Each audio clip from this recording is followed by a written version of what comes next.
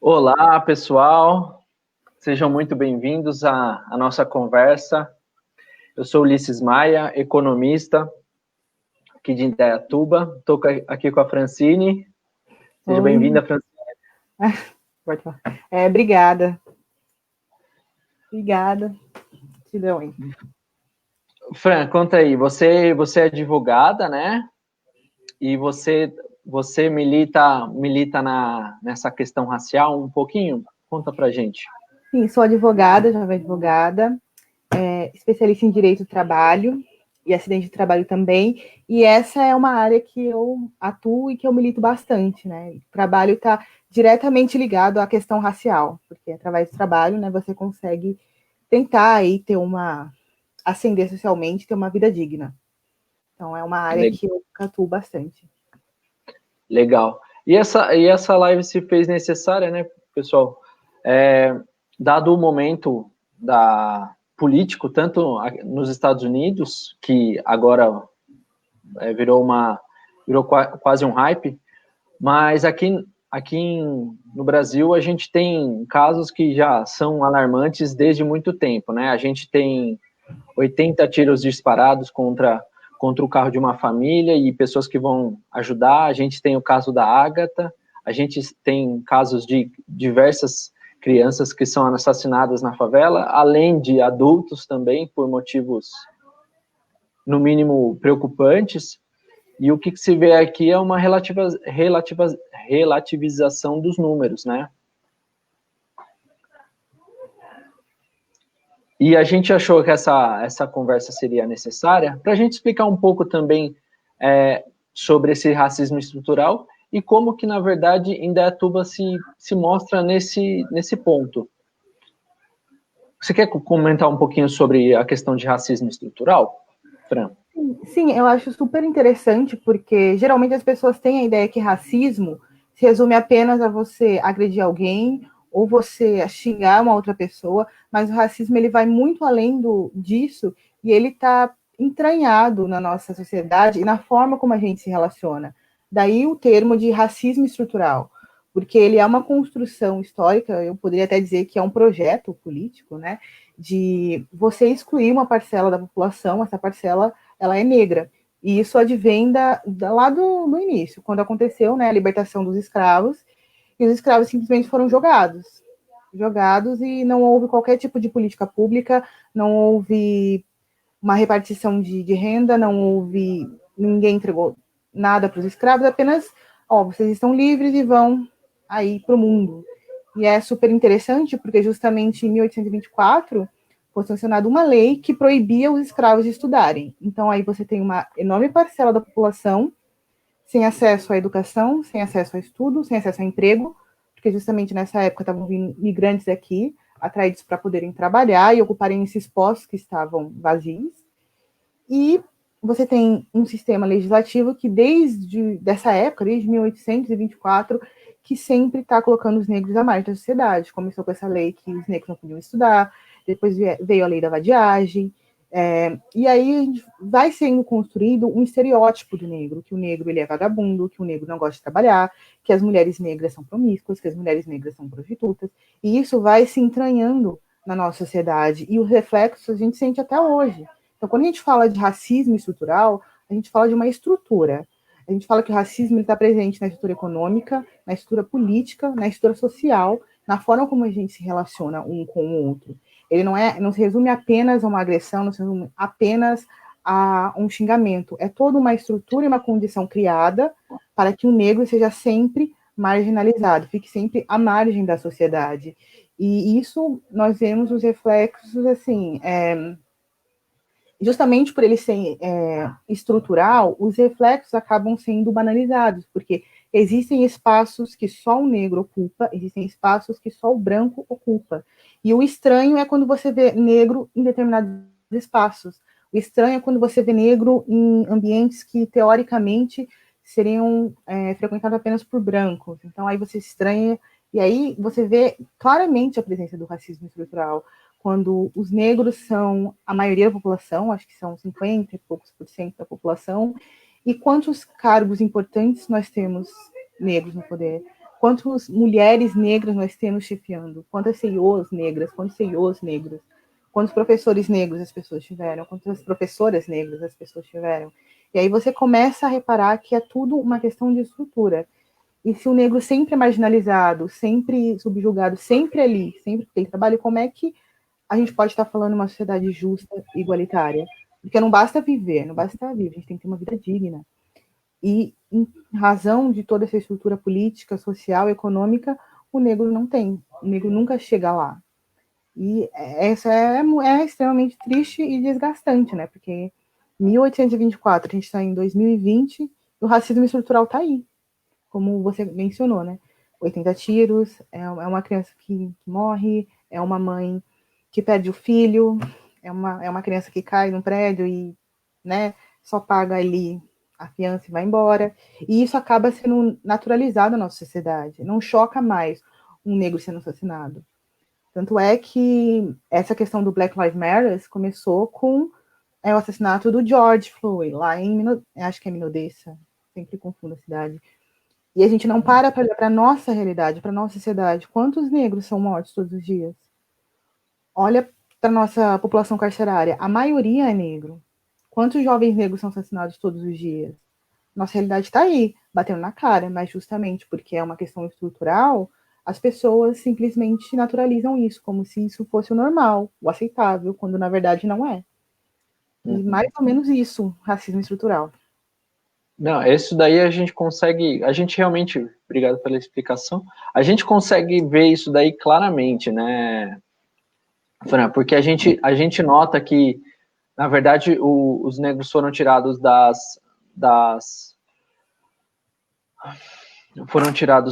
senzalas e foram jogados na favela, né, por não ter outra opção realmente, não ter sido, da mesma forma que você tirou um negro do continente dele, onde que eles estavam com seus iguais, colocaram eles, exploraram eles durante tanto tempo, e aí você simplesmente dá uma liberdade, que na verdade é uma falsa liberdade, é horrível, né? Porque não tem, é igual a situação de presos hoje é a mesma coisa, né? 61% dos presos são negros hoje, da parcela de 700 mil negros.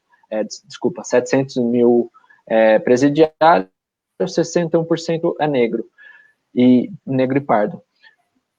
Agora, como que você vai trazer, como que você vai resolver esse problema? É uma solução simples ou uma solução demorada, né? Como que você trata isso? Quando a gente pensa até em Indaiatuba, né? Como que Indaiatuba trata essa questão? A gente entende, depois eu vou falar um pouquinho mais de dados, mas a gente entende que Indaiatuba também era uma cidade com fazendas de café e que era a maioria no estado de São Paulo, mas que também, além dos imigrantes italianos e japoneses, a maioria era negro, né? Hoje, os negros acabaram indo para outras cidades ao nosso redor, tentando conquistar o seu cantinho de terra, mas o racismo estrutural existe, né? É até verbal, né? Porque a gente consegue reparar, por exemplo, na nossa fala do dia a dia, a questão do a coisa tá preta e várias outras falas que falam pejorativamente, né? Bom, assim, resolver esse problema é simples. Assim como resolver o problema da educação, né? É simples. Mas, para resolver esse problema, é necessário rever privilégios. É necessário que as pessoas que estão no poder, geralmente são brancas, geralmente homens, revejam seus privilégios e queiram que uma sociedade seja justa e igualitária. E rever os privilégios é passar pelo crivo de qual é o privilégio que eu tenho.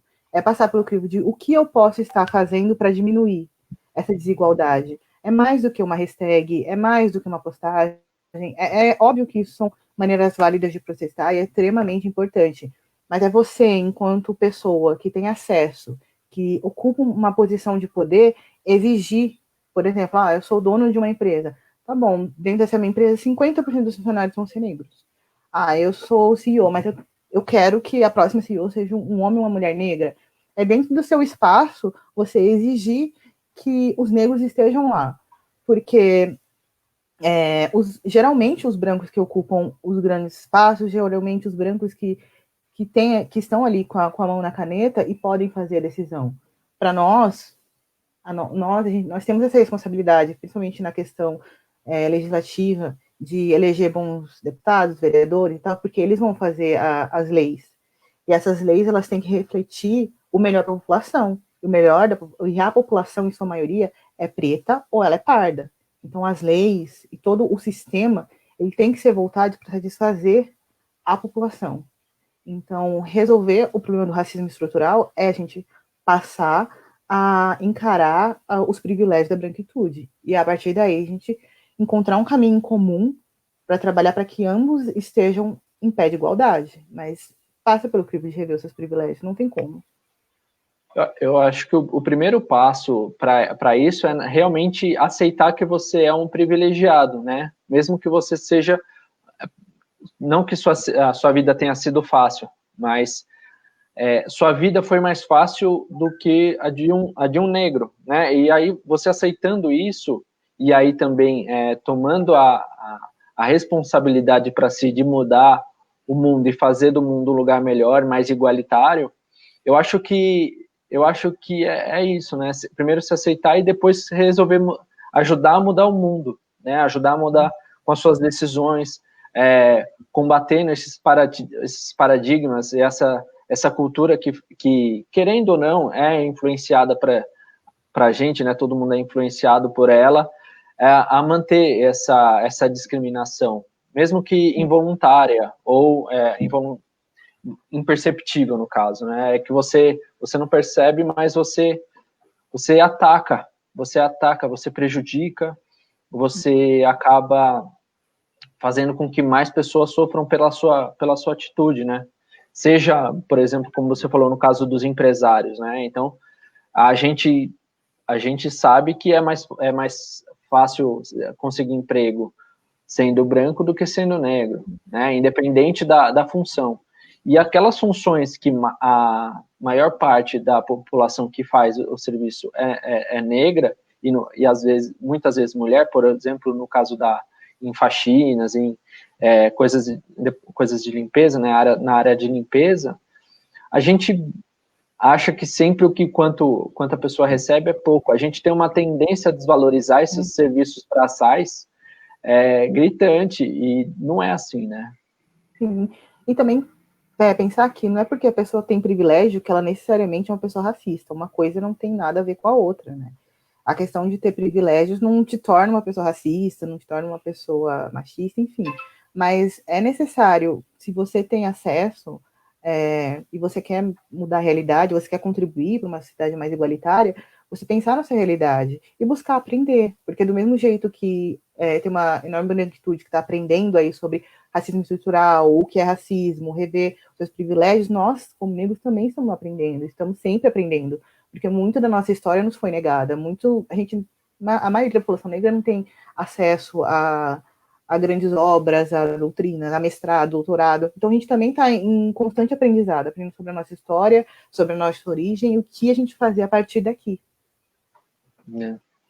Eu gostaria de passar, se tudo bem para você, eu gostaria de falar alguns dados sobre sobre essa pauta. Também um pouco para trazer para a realidade indaiatubana, né? A gente pega algumas informações, eu vou falar que não é tão fácil pegar tantas informações, mas é importante ressaltar. Por exemplo, enquanto a população mais alfabetizada que a gente tem percentualmente falando é a japonesa, com 98% da população indaiatubana japonesa, que se considera, na verdade, amarela, desculpa, sabem ler, né? Do branco, que se considera na cor branca, 2,5% não sabem ler. E quando a gente pega na parda e preta, esse percentual pula para 5%. Ou seja, sendo negro ou pardo, você duplica a chance de você, né, estatisticamente, da gente ter uma população que não saiba ler. Isso já apresenta que a gente acaba tendo os piores salários. Sim. E quando a gente pega, por exemplo, uma comparação com relação ao valor médio recebido, a pessoa branca para parda ou preta gira em torno de um salário e meio. Ou seja, enquanto uma pessoa branca recebe 1.700, o pardo ou o preto recebe em torno de 1.100. Isso bate muito com o que a gente fala, né? Isso aqui em Indaiatuba, são os dados de Indaiatuba. Fora que também esse salário não é um salário, assim, geralmente livre para a pessoa gastar com livro, com curso, com capacitação. É um salário para a pessoa sobreviver. E muitas vezes é um salário para uma família inteira sobreviver com esse salário, o que assim, é absurdo. Se a gente pegar aqui a nossa cidade, comparado às cidades ao redor, o custo de vida em Indaiatuba é bem mais caro. Imagina você sobreviver com um salário e meio. Não, ainda, um salário, né? Um salário. A média é 1.100. 1.100. Sendo que a média de aluguel aqui é no mínimo R$1.000. Então, é ridículo. É ridículo mesmo. Agora, imagina, né? É engraçado isso, porque a gente pega essa informação, a gente leva para as comunidades que a gente vive, né? A gente leva para os nossos bairros, a gente nas nossas rodas de conversa, e essa informação é subutilizada, né? Na verdade, é subconsiderada, porque às vezes até nem o próprio negro se entende como dentro do 1.100, ele não entende que ele está abaixo dessa média. É engraçado isso, né? Como que a gente poderia fazer para chacoalhar e a pessoa entender e lutar, né? Como você disse, não é porque você tem privilégio que você é racista. Mas assim, como que você faz para acrescentar ainda mais fervor à luta da igualdade salarial? Para mim, a resposta, o grande gancho, a grande mudança passa pela educação. Para mim, a educação é transformadora. A educação é o que te movimenta, é o que te motiva, é o que te faz refletir, é o que te torna uma pessoa consciente. Só que educação também é um privilégio. E não apenas um privilégio financeiro, é um privilégio de tempo. Você tem que ter um tempo para você dedicar a isso. Os livros, principalmente livros que têm questões raciais, tirando a coleção Feminismos Plurais, são caros. Então, um livro custa mais ou menos uma faixa de R$50, com frete. R$50 você praticamente compra de mistura. E aí, tudo bem, você consegue comprar esse livro. E geralmente, a população negra, a população parda, tem uma dupla, tripla jornada. Em que momento essa pessoa vai sentar, vai ler, vai refletir o que está lendo, e a partir daí falar, não, agora empoderei, agora entendi quem eu sou, agora entendi o conceito de raça, agora vou voltar para isso, agora vou me unir para coletivo, agora vou me unir para aquilo. Então, não é apenas a questão do acesso, é você proporcionar para essa pessoa uma estrutura para que essa pessoa consiga refletir sobre isso e aplicar isso na vida dela. Essa pandemia, né, que a maioria das pessoas está tendo que ter acesso à educação pelo centro de mídia, e está tudo muito online, está me mostrando que a maioria das pessoas não tem acesso à internet de qualidade, não tem acesso a um instrumento de qualidade, porque às vezes você precisa de um notebook de qualidade, um celular de qualidade. Então, aí fica complicado, a gente encontra várias barreiras para que essa pessoa tenha acesso à educação e a educação possa levar essa pessoa para um outro patamar. Então, são uma série de conjunturas, mas para mim a educação é o principal, assim, é o top 10. Acho que se os municípios, estados, enfim, a União investissem numa educação de qualidade e passa também por você fornecer um salário digno para a pessoa, você fornecer toda uma estrutura para que a pessoa possa, de fato, entender e refletir sobre aquilo, nossa, com certeza a gente ia avançar em anos-luz. Você sabe que a maioria isso eu falando nacionalmente, né? A maioria dos negros e pardos vão para a escola pública. né? E, por exemplo, nesse momento de pandemia, a gente pega os professores, né, que são a base do conhecimento, 60% deles, pelo menos no estado de São Paulo, não tem uma internet boa de qualidade. E 45% dos alunos também não tem ela.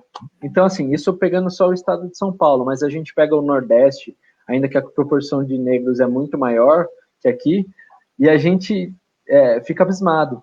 Mas complementando essa informação, essa sua opinião sobre a educação, a importância, a gente consegue ver que a gente não está batalhando com as armas certas, porque pelo menos a gente continua muito abaixo com relação à escolaridade das pessoas, né?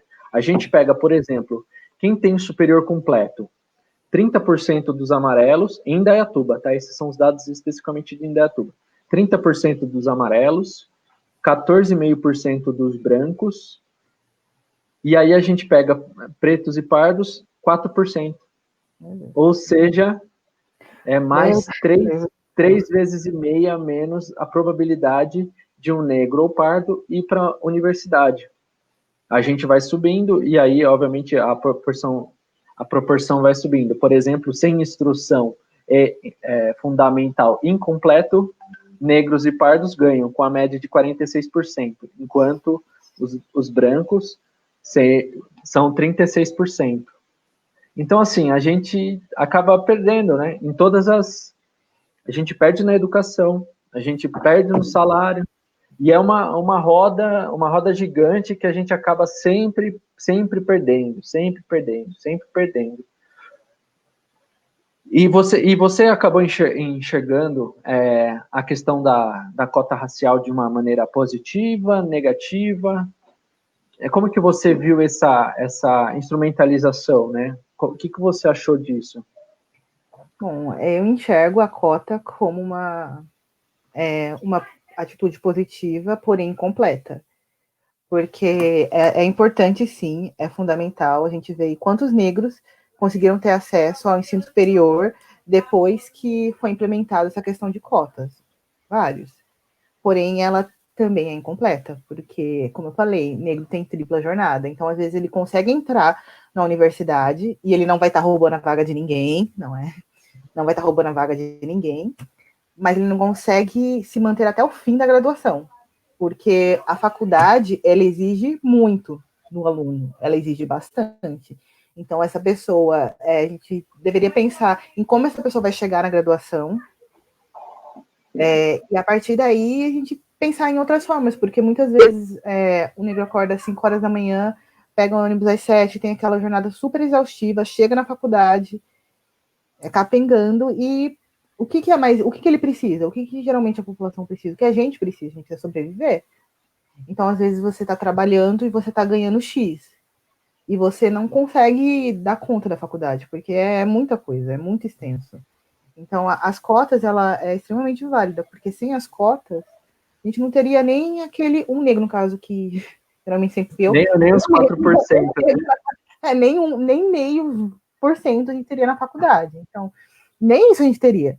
Agora, a gente precisa avançar nisso. A gente precisa continuar esse programa, esse projeto. Eu vejo que muita gente reclama das cotas, muita gente fala que vai roubar vaga, vai isso, vai aquilo. Gente, não vai. Não vai, você vai ter vaga. Na verdade, está provado que não vai, né? Que na verdade, os negros, na verdade, os cotistas, independente de qual cota use, eles tendem a ter melhores notas e melhores rendimentos que quem não é cotista, né? É óbvio, porque você se sente grato pela suporte, né? E aí você faz o máximo para valer a pena e não perder esse benefício. E ali você também vê a chance de mudar de vida, de sair de um salário X para tentar um salário Y. Mas eu vou te dar mais uma informação para você ficar contente. Vamos ver. Olha, você tá vendo que eu só tô dando coisa boa, né? Olha, quando a gente pega quem ganha até 2 salários mínimos, aí isso a gente está falando de 1 a 2 salários mínimos, então vai ser até, sei lá, R$2.000, né? A gente está falando que 82% dos negros recebem até 2 salários mínimos. Quando a gente vai para o pardos, 83.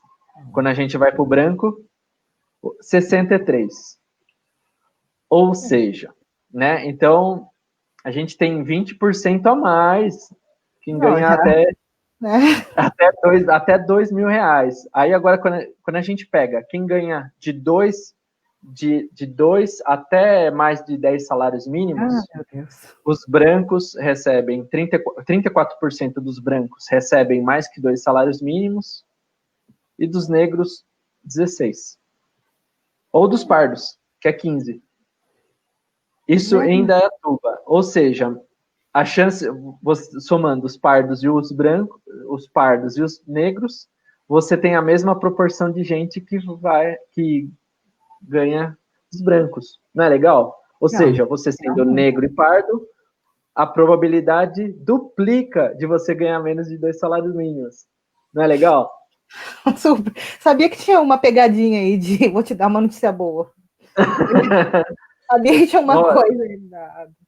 É muito bom, eu acho assim, né? E é engraçado que alguns negros não entendem como o racismo acontece, né? Isso que é preocupante. Aí eu acho que está essa nossa missão de mostrar, né? Apresentar com informação, com dados, como que o racismo afeta o nível de salarial deles. Então, você dobra a sua chance de receber pouco sendo negro, e ainda assim tem gente que não enxerga isso, né?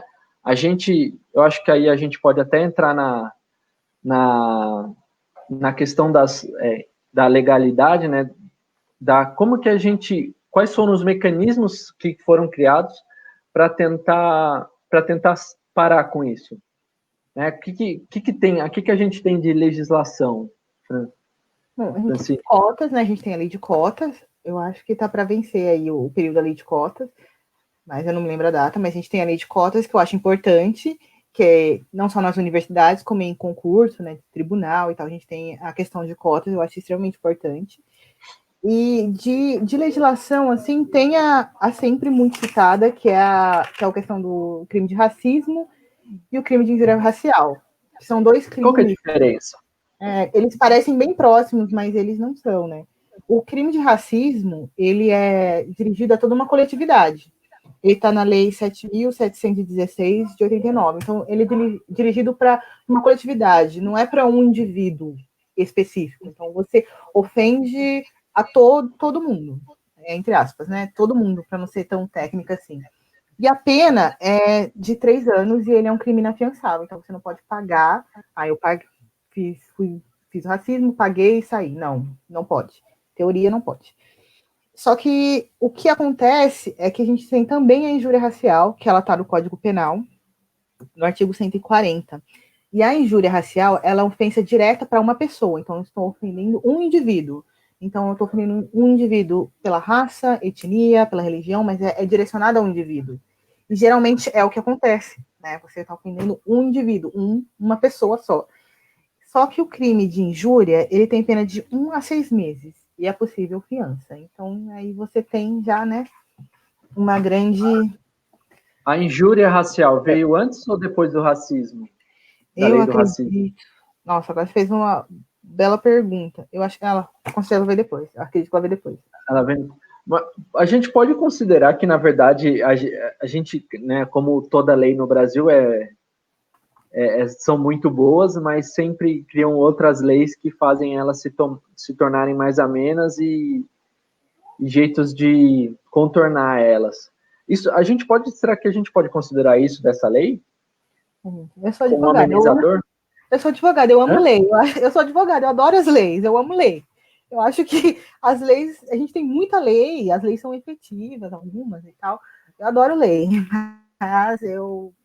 mas nesse caso eu fiquei assim, não seria muito mais justo você, tudo bem, a gente quer criar 2 crimes separados, ok, mas o correto, pelo menos na minha visão, é você dar uma pena muito maior para injúria racial, e a injúria racial ser inafiançável, do que o racismo. O racismo também pode continuar inafiançável, não tem problema, mas a injúria racial tinha que ser uma pena maior, E tinha que ser inafiançável, porque é o que mais acontece. Você não vai ofender todo...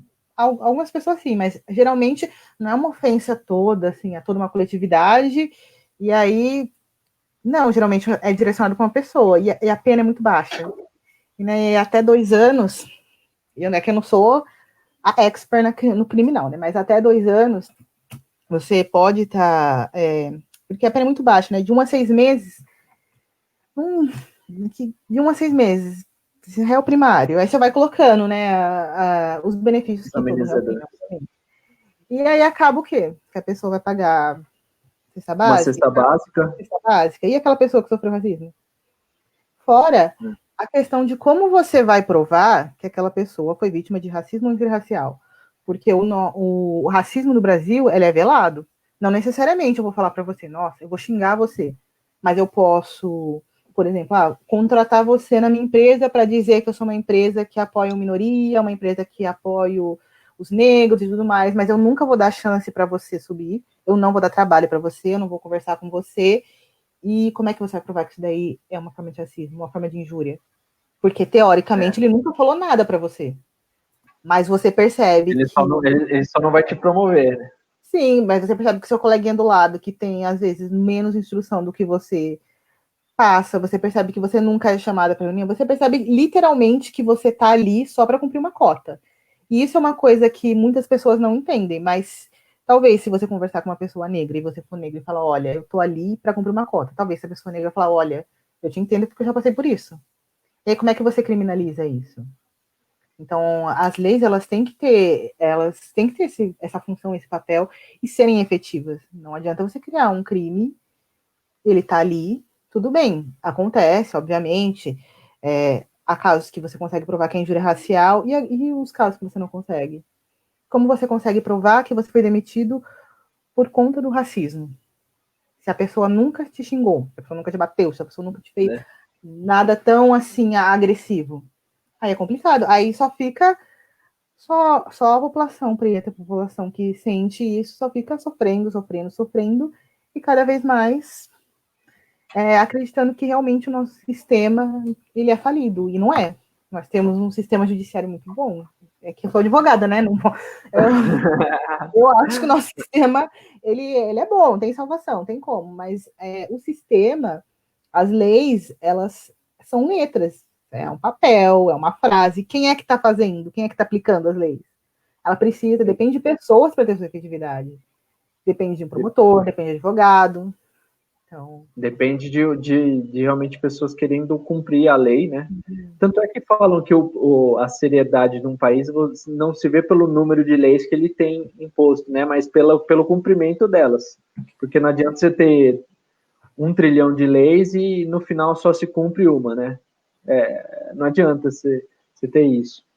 Mas, ela tem que legal. ser efetiva, né? Ela tem que, além as pessoas também têm que aderir a essa lei. Eu acho que o exemplo mais fácil são as leis de trânsito, que tem umas que pegam, tem umas que não pegam, e tem umas que pegam e as pessoas querem tirar, por exemplo, a cadeirinha de trânsito, a cadeirinha, né, das crianças. No começo... E tiraram, né? Ai, tem uma... Eu usar um exemplo que já foi defasado, que nessa época, né, tem até medo de dar exemplo, porque amanhã pode sair alguma medida provisória aí que muda tudo, mas a priori, geralmente as leis de trânsito, para que elas sejam efetivas, a população tem que aderir. Porque você pode colocar 1000 multas, você pode colocar o que for, mas se a população não vai aderir, vai continuar sendo penalizado, vai continuar a multa, porque não adianta, né? Vou beber e dirigir. Não pode. Mas tem muita gente que faz ainda. Tá chegando umas perguntas para a gente, mas a gente vai responder as perguntas no final, tá, pessoal? Obrigado pelas perguntas, obrigado mesmo pela participação. Continue mandando aí suas perguntas ou os comentários que vocês queiram fazer sobre o que a gente está falando, né? A gente já falou um pouquinho sobre o que é racismo estrutural, apresentamos alguns dados referentes a Indaiatuba, como, por exemplo, a diferença salarial entre um negro e pardo e um branco é de 1,6, ou seja, enquanto um branco recebe 1.700, um negro recebe 1.100 na média, dados do dados do IBGE, tá, pessoal? Então, tem outros dados, 4% da chance de um negro ter ensino superior completo, negros e pardos, desculpa, enquanto de um branco é 15%. Então, assim, são várias informações, vários dados, é só voltar um pouquinho no vídeo que vai ficar gravado. Fiquem à vontade quando acabar a live para dar uma pesquisada nesses dados. De novo, muito obrigado.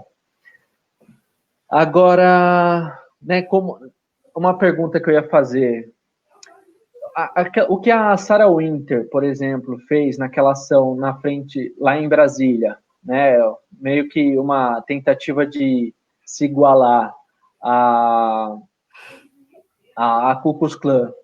Como que você viu isso daí? Isso daria para se enquadrar como racismo, já que seria num conjunto? Como que você enxerga aquele ato, né, e, sei lá, esse tipo de comportamento? Aquele ato, para mim, é rir para não chorar, né? Porque tem nem comentar uma pessoa fazer aquilo, mas, enfim, eu entendo de fora, ressaltando aqui que eu não sou criminalista raiz, não sou criminalista, acho que aquilo, pelo menos a meu ver, se enquadraria como um ato de racismo, né? Gente, aquilo repere tudo que a gente construiu, tudo. Nossa Constituição de 88 é uma Constituição cidadã, então é uma Constituição garantista. Então é a mesma coisa que você pegar a Constituição cidadã garantista, rasgar, jogar para cima e o que sobrar você tacar fogo, porque além de você querer imitar a Cascos Clã, nem sei qual é o nome disso. Nem é uma manifestação lá completamente antidemocrata. E isso é uma das coisas que eu mais estou vendo, manifestações antidemocracia, sendo que isso é terminantemente proibido pela Constituição Federal. Então, você fica assim... Não, é uma indignação, né? Eu estudei, aí chega 2020 e a gente tem isso, né? A gente tem isso, e aí também dá a impressão de que o nosso sistema legislativo não funciona, porque aparentemente não aconteceu nada com ela. Mas Na verdade, o judiciário, né? O sistema judiciário. O sistema judiciário não funciona. E é revoltante. Vai contar tudo que eu acredito, vai contar tudo que eu estudei. Como você falou um pouquinho antes, né? No final são só letras. Se o sistema judiciário fizer o trabalho dele de combater, pelo menos o trabalho vendido por ele, que é de combater as injustiças, né?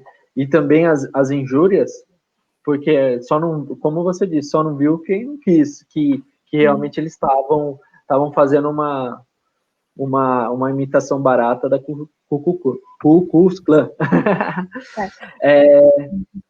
Só uma coisa, e aí a gente já vai para a questão né, como que a gente resolveu um pouquinho desses problemas. Mas a gente viu nas manifestações dos Estados Unidos que uma estátua de um mercador escravista foi derrubada e jogada no rio. Eu não vou lembrar qual é o nome do rio. Mas eles pegaram a estátua desse mercador e jogaram. Até que ponto, e aí eu vou te colocar numa saia justa, até que eu sei que a depredação de patrimônio público é um crime. Uhum. Mas até que ponto, e aí eu sei que é uma saia justa e tanto, mas até que ponto é justificável ou de nenhuma forma é justificável aquela ação? Olha, eu acho que Coloquei na saia. Com certeza, com certeza. Eu não acredito que a violência seja justificada em nenhuma forma, porque nós temos dois caminhos. A gente pode mudar o sistema, ou a gente pode fingir que a gente está mudando o sistema, mas na verdade, daqui a um tempo, daqui a uns anos, a gente vai estar repetindo esse sistema, né, novamente. E eu acredito que a violência gera isso. Então, a gente é um grande ato, obviamente é um grande ato, mas e o depois? E como as outras pessoas que não são negras, que não são pretas, vão se sentir ameaçadas? E o que uma pessoa faz quando está ameaçada, quando está com medo? Ela é aberta ao diálogo, ela está disposta a mudar o sistema, ela está disposta a pensar diferente, ou ela vai revidar? Ou ela vai pressionar? Ou ela vai oprimir mais? Então, eu não acho que a violência seja o caminho. Embora eu acredito que, né, dá vontade, obviamente, você fala, nossa, que legal, vamos lá, vamos fazer isso em São Paulo, vamos fazer isso em todos os lugares, mas não é o caminho, porque a gente tem que pensar a longo prazo, a gente tem que pensar no tipo de sociedade que a gente está querendo construir, no tipo de sociedade que a gente está buscando. E o que, que vai acontecer? Qual seria o resultado da gente fazer esse tipo de ato? Vai realmente marcar. Mas e depois? E depois? E quantas outras estátuas tem? E quantas outras barreiras a gente ainda não vai. A gente não vai Se só conseguir derrubar derrubar? uma estátua resolvesse, né, a do Saddam Hussein lá no Iraque, teria tornado o Iraque o melhor país para se viver, né? Porque realmente lá foi rápido a derrubada da estátua dele, mas não, realmente não resolveu. E E você aí, está confirmando, né, os estereótipos de que negro é bravo, arruaceiro, de que é marginal, de que é violento, e não é nada disso. Você não muda a roda, você só dá um pause e continua, a roda continua girando. e, inclusive, foi muito legal o que eles fizeram depois. Na verdade, eu não sei falando em cronologia das coisas, mas não sei se foi exatamente depois ou se levou mais a um tempo, mas que eles começaram a se encontrar como se fossem no enterro, então com roupas como se roupas de gala, né? Então aí você passa a ideia é passar uma imagem que não tem nada a ver com ser arruaceiro ou querer violência, né? É muito legal isso daí como um contraponto. E aí eu queria entrar na questão da institucionalidade, né? Então, assim, a gente, a gente tem essas manifestações que são necessárias, né? Eu acho que, na verdade, foram necessárias aqui no Brasil há muito tempo atrás e acontecem hoje, graças a um governo que torna outras coisas tão mais factível de lutar por, né? Como por exemplo, as manifestações antifascistas e tal. Mas, assim, como a gente disse, como você disse, a manifestação em si, ela resolve problemas, acabam resolvendo ou ajudando a resolver problemas pontuais, né? As institucionalidades em si, as instituições que são criadas para tentar resolver esses problemas mais a longo prazo, têm um papel crucial nesse conflito, né? Nesse conflito de raça, gênero. Então, a gente teria que se apoiar, ou uma democracia que somos, né? A gente cria essas ferramentas que têm esse papel, né? De ajudar a população a se armar, judicialmente falando, legalmente falando, e mudar realmente a cultura e mudar o seu entorno. E aí a gente tem dois casos, na verdade três casos que eu acho que vale a gente conversar sobre. O primeiro é a Fundação Palmares, que o presidente dela é um, é um agressor da cultura negra. Então, em todo momento, eleitor do Jair Bolsonaro, mas a todo momento ele entende que e expõe essa informação como prejudicando todos os negros, falando pejorativamente, falando mal, né, gritando, xingando, falando e indo totalmente contra a Fundação Zumbi dos Palmares, né? Aí a gente vem para Indaiatuba. Em Indaiatuba a gente tem duas organizações, que é a CONI e tem a CONPIR, que é um conselho para igualdade racial. E a gente vê, assim, olhando o Facebook, tá? Não conheço tão a fundo. Mas, assim, quando a gente pega o Facebook da CONI, e aí, se tiver alguém da CONI assistindo, peço que desculpe minha ignorância se de repente tiver além disso. E, por favor, comentem aí embaixo quais outras ações são feitas. Mas, assim, olhando o Facebook, a única coisa que eu vejo é feijoada, né? São feijoadas. E a gente tem a COMPIR, que é o Conselho de Igualdade Racial, que após seu início em março de 2019, eles não têm uma ata feita pela prefeitura, ou não se disponibiliza nenhuma ata, o que eu imagino que, assim, outros conselhos têm atas, tá, pessoal? Então, é regra que quando tem um conselho, eles têm que disponibilizar a ata como uma transparência. Eles não têm ata, não fizeram reunião, e eles têm lá os secretários da cidade, né, escolhidos pelo prefeito, o Gaspar, e representantes da sociedade civil, que são outros representantes. E também não tem encontro. Me fala, Fran, conta como solucionar essa falta de representatividade nas instituições que foram criadas para trabalhar com isso.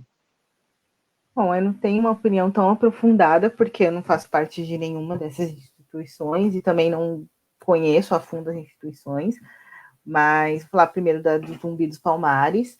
Eu não culpo o presidente que está lá, obviamente, eu não vou culpar ele, porque ele é o reflexo de um sistema.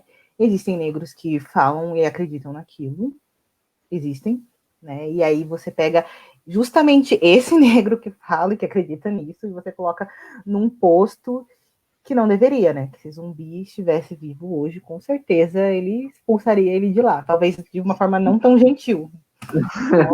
Né? Saia daqui. E aí você perpetua novamente os estereótipos, né? Você perpetua, e além disso que tem um cunho com certeza político, né? Porque você escolhe justamente uma pessoa negra que é porta-voz, que a gente fala muito de representatividade e ele representa muitos, agora muitos, né? Ele representa. E você coloca lá para servir a quem? Para servir ao quê, né? Ele já tinha sido afastado antes por uma decisão judicial.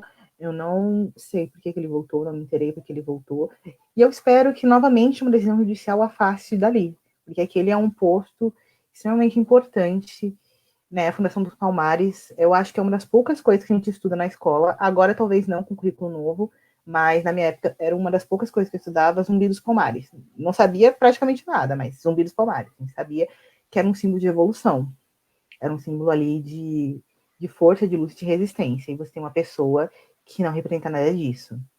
É uma coisa assim que não casa.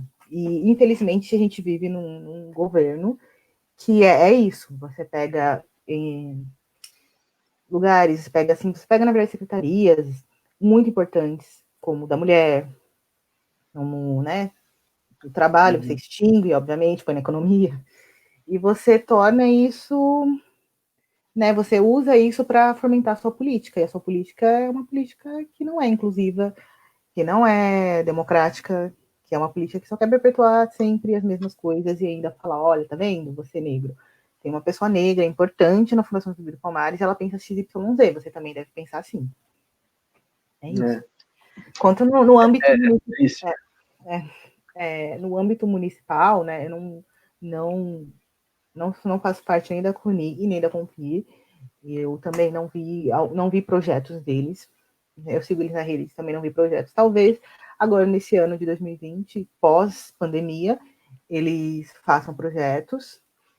O que eu sei muito superficialmente é que a CONI tinha vários projetos nesse sentido de educação da população preta, de busca de identidade e tudo mais. Tem feijoada, tem festa, mas negros não se resumem apenas à feijoada, a festa. Negros é ser preto nesse país, ser humano, enfim, né? Ser humano, ser preto é mais do que uma feijoada, é mais do que uma festa, é muito mais do que isso, né? É você refletir sobre a sua identidade, é você refletir sobre tantas coisas.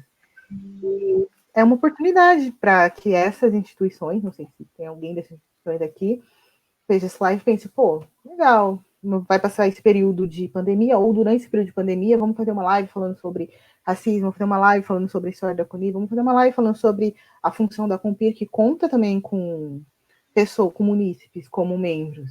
Vamos deixar que isso seja mais uma instituição que é muito bonita no papel, que é linda na sua descrição, mas que na prática, que na realidade, se resume apenas a um aspecto do que é ser preto nesse país, ou nem isso. Né?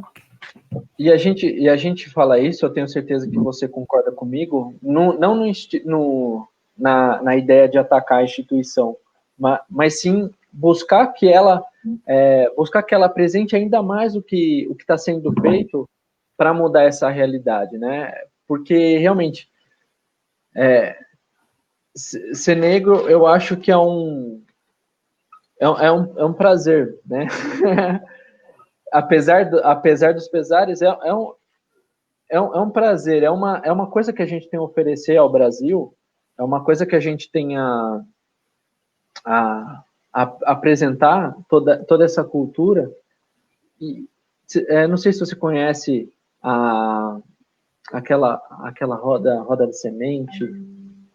Ah, de jongo, da Jo. Semente de jongo, né? Eles é muito legal. Assim, eu vi algumas apresentações deles. Nossa, é muito legal. É muita coisa que a gente tem realmente para oferecer, né? E a gente precisa divulgar mais essas coisas. Sim. E, por favor, se alguém assistir da Coni, por favor, procure eu, a Francine, para a gente ajudar no que a gente puder, pelo menos eu. Acho que o Fran está comigo nisso. Né? É uma oportunidade que essas instituições têm de serem conhecidas, tipo, aqui, tipo, é ótimo, no município de Indaiatuba, né, de divulgar o seu trabalho, de intensificar o seu trabalho, de fazer seminário, de fazer projeto, de crescer, de mostrar toda essa beleza que é a negritude. É uma bela de uma oportunidade, de forma alguma é um ataque, é um belo de um incentivo. Queremos mais, queremos com participar certeza. de projetos, queremos ir na roda de samba, mas também queremos ir em outros eventos. Queremos ir na roda de jongo, queremos ir na roda de samba, na roda do que tiver, na roda de capoeira. Sim. Tudo que a gente gostaria de propor, né, que tivesse realmente o Dia da Consciência Negra, que fosse feito ações institucionais, tanto pela CONI como pela Compir, né? Sim, porque parece que Indaiatuba não tem negro, né? Essa imagem, pelo menos, que se vende. Indaiatuba não tem negro. Não tem pobre. Pobre, é uma cidade perfeita, maravilhosa. Bom, comparado a outras cidades ao redor de Indaiatuba, é uma cidade muito boa, tem boa qualidade de vida e tudo mais, porém, Indaiatuba tem seus problemas, Indaiatuba tem preto, Indaiatuba tem gente pobre, Indaiatuba tem muitas outras coisas, e a gente tem que estar olhando para isso também. Indaiatuba tem preto, tem bastante ainda. E eles precisam se sentir representados e convidados também a participar desses eventos. Com certeza. Vamos tentar responder alguma das perguntas aqui. Na verdade, são 3 perguntas. Vamos lá. Da Sheila. Boa noite. Como é ser a voz de tantos que nem podem mais reclamar sua igualdade? Eu respondo a ela. Pode ser. Ou eu, você. A gente não aceitou antes. Bom, eu não me considero a voz das pessoas que estão reclamando aí. Eu me considero exausta, né? Porque a gente está aí na luta. A jornada tripla. A jornada tripla, né? E a gente herda essa luta. Essa luta não começa comigo e espero que ela pare, né? Mas a tendência é essa luta passar para minha filha, para minha neta. Então, acredito que uma parcela aí está exausto de ser a voz que reclama, que fala, que educa, que tenta ter o diálogo. Tem gente que já está cansado de tentar ter o diálogo, tem gente que já está irritado, enfim, né? A gente está cansado de reclamar. Reclamar. Agora, eu gostaria muito de ouvir, né? Ouvir de uma branquitude, olha, vamos fazer tal ação para tentar combater o racismo. Ouvir de um vereador, um prefeito, que seja.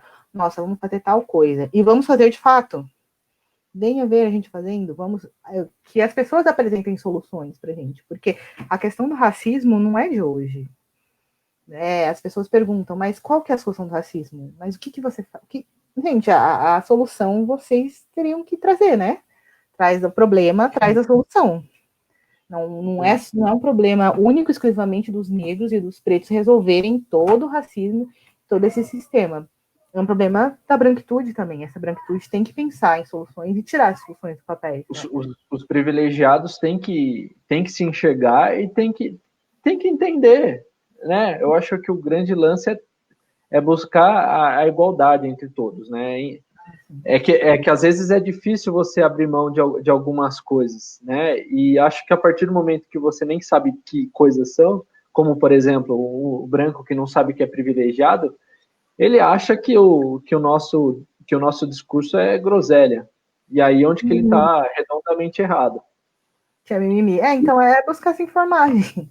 Buscar se informar. Antes de vir perguntar assim para uma pessoa preta que provavelmente está exausta, que está vendo tudo isso que está acontecendo e está falando, nossa, mais um, é buscar, colocar no Google o que é racismo estrutural, colocar no Google o que é racismo.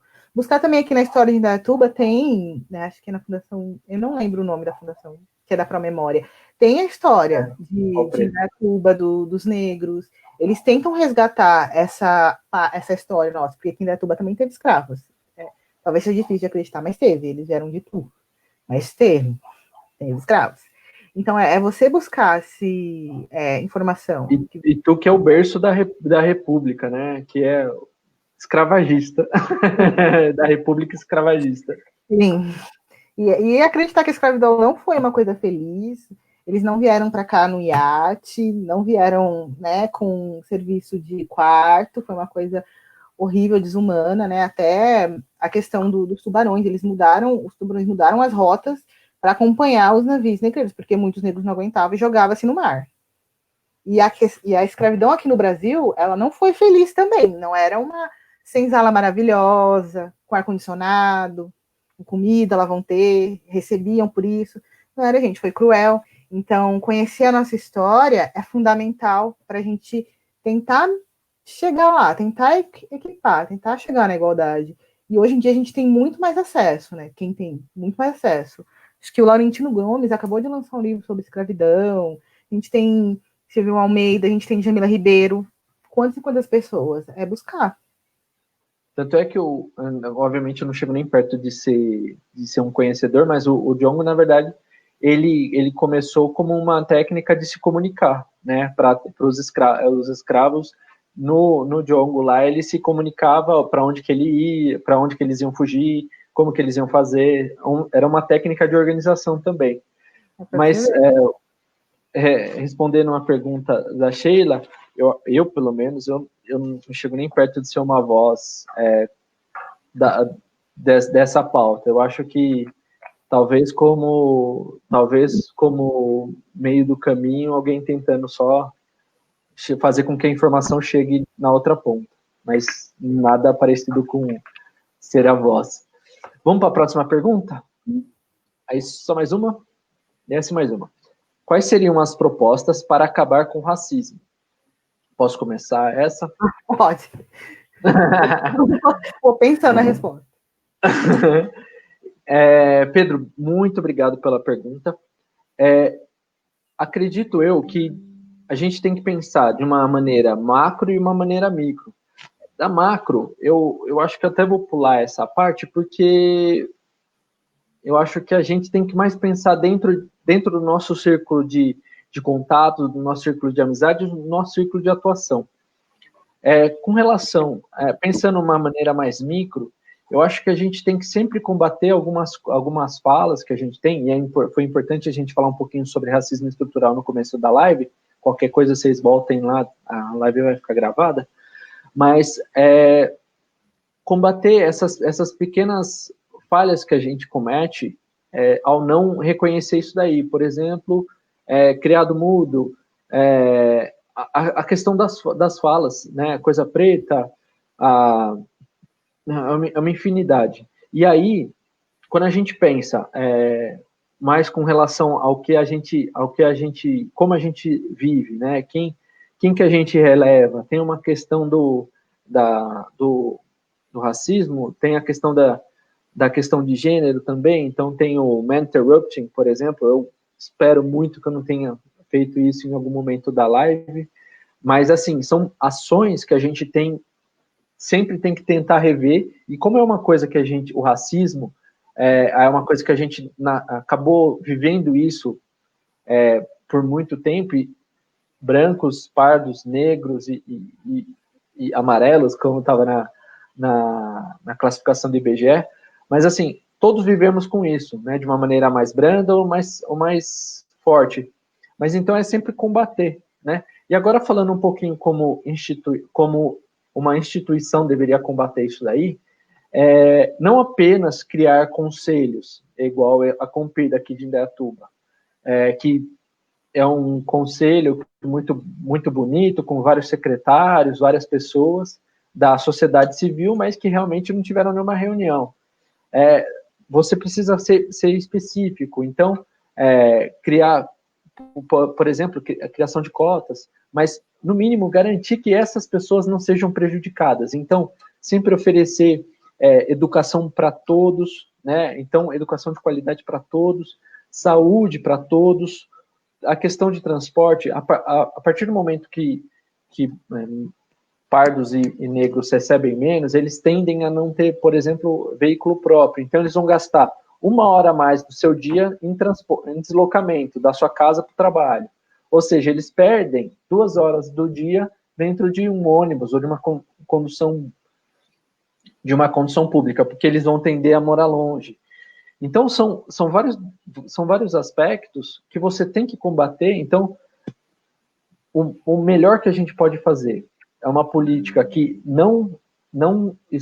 na verdade, que fortaleça essas relações institucionais de prevenção ao racismo, ações muito voltadas sempre para fortalecer instituições que representam, por exemplo, a CONI, né, por exemplo, fazendo um trabalho que seja representativo, que sejam ações educacionais. Então, fortalecer essas instituições e também fazendo o seu trabalho direito, que é serviço público de qualidade. Então, isso daí você acaba fazendo que sobre um dinheiro, né? O dinheiro que sobre, você tenha mais condição de gastar ele com lazer, com coisas que realmente vão influenciar. Por exemplo, a questão das universidades. Então, só 4% dos negros têm ensino superior aqui em Indaiatuba. Então, fortalecer isso daí. Eu acho que assim a gente começa, né? Sempre fortalecendo. Bom, concordo com o que você falou, pensar no micro e no macro. É óbvio que é super legal você ir lá protestar, nossa, que privilégio você puder fazer isso. Mas também existem ações no seu dia a dia que você pode estar fazendo que são extremamente efetivas. É você cobrar que o seu setor seja mais representativo, é você ir atrás também de... E por que não falar esses termos? Porque não adianta, acho só você falar, não fale, isso é coisa de preto, e a pessoa pode falar, isso é mimimi. Não, você ir atrás de saber o porquê que você não pode falar determinados termos. Novamente, bato sempre no tecla da educação, porque para mim é primordial. E atrás da nossa história também, eu acho que isso é bem importante. Então, é um conjunto de ações. E eu concordo, os entes, né, que, ao meu ver, eles são responsáveis por fornecer para os cidadãos condições dignas, porque nós pagamos impostos e a gente não paga pouco. Então, em contrapartida, o Estado deveria dar esse retorno em saúde, educação, segurança, né? Fazerem políticas realmente efetivas, de fato inclusivas, que busquem combater o racismo e promover uma igualdade. Não fazer apenas um órgão ou um evento ou algo isolado simplesmente para que não seja considerado racista, para que tenha uma imagem de diversidade, mas você não acolhe essas pessoas. E também escutar essas pessoas, porque a realidade ela é muito particular e muito singular. O que é a minha necessidade pode não ser o que é a necessidade de uma pessoa que mora numa região. E pode ser dentro do mesmo município. Você mora num determinado lugar, num determinado bairro que precisa de asfalto, e em outro não precisa. Então, é escutar o que a população negra precisa. Escutar, assim, pormenorizado, na região, ali, o que as pessoas da favela precisam para ter uma vida digna, para ter esse tempo de lazer que é tão importante, necessário, para que acene socialmente. O que o negro que mora num bairro nobre precisa. O que essas pessoas precisam.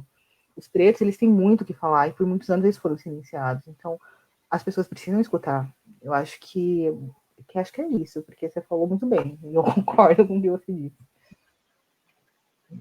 Que bom. E vamos para a última, você começa. O acesso ao ensino superior consegue equilibrar essa imensa diferença salarial? Eu gostaria de dizer que sim, mas a realidade é que não.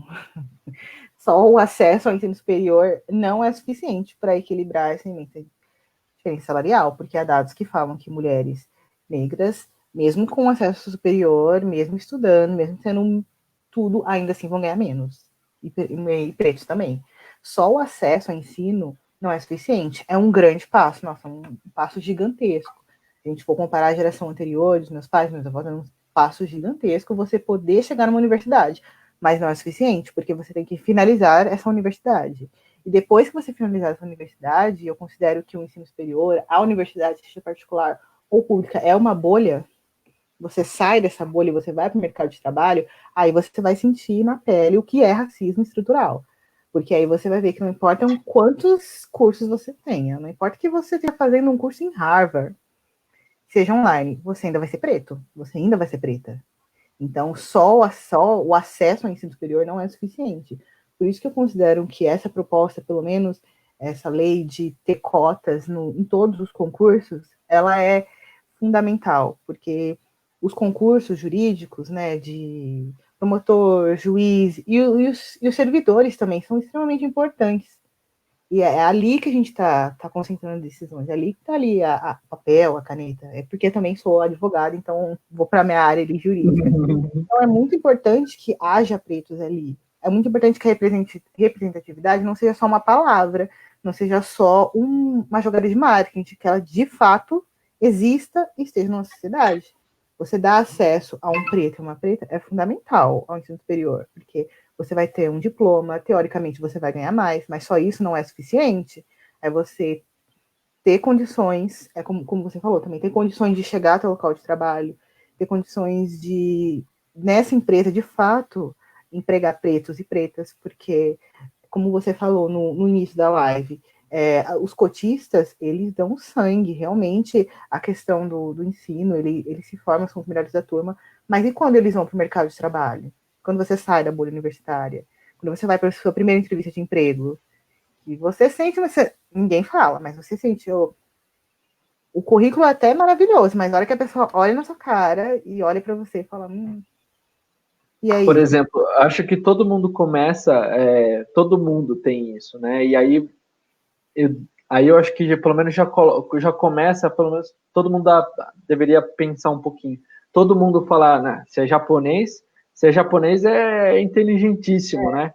Ou seja, a partir do momento que você colocou o descendente do Japão, né?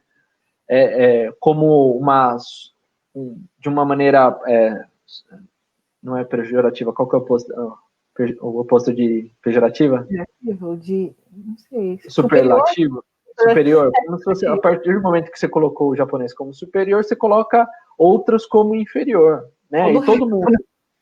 E você nasceu ouvindo isso. Você sempre, né? Você ouviu que o japonês, sempre ouviu que o japonês era nerd e coisa nesse sentido. E aí você expõe isso daí, né? E aí quando você vai contratar, você sendo do RH, você vai lembrar disso daí que você cresceu ouvindo. Ah, japonês é nerd. Poxa, tem um japonês e um negro. Quem que eu vou contratar? Vou contratar o japonês que é nerd. Que eu falo. E todo mundo assim, fala muito de que negro não tem acesso ao ensino, negro não é capacitado. Gente, isso é mentira. Você mesmo falou nisso da live. Os negros são extremamente capacitados, sempre correram atrás, desde que o mundo é mundo. E aí, por que eles não ocupam todos os grandes cargos? Não que tenha algum problema em você trabalhar com você não ocupar cargo nenhum, mas é de se indagar por que nós temos uma maioria da população preta e essa maioria não decide, essa maioria não ocupar os cargos. E é uma coisa muito básica, né? De quantos professores pretos você já teve, quantos médicos negros você foi atendida, e aí você vai. Você já foi na Câmara Municipal de Indaiatuba?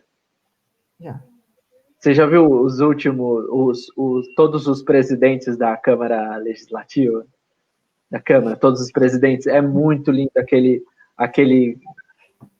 aquela quadrada assim, de branco, né? É muito legal. Mostra a igualdade racial. Parece que eles são parentes, né? Meio parecidos.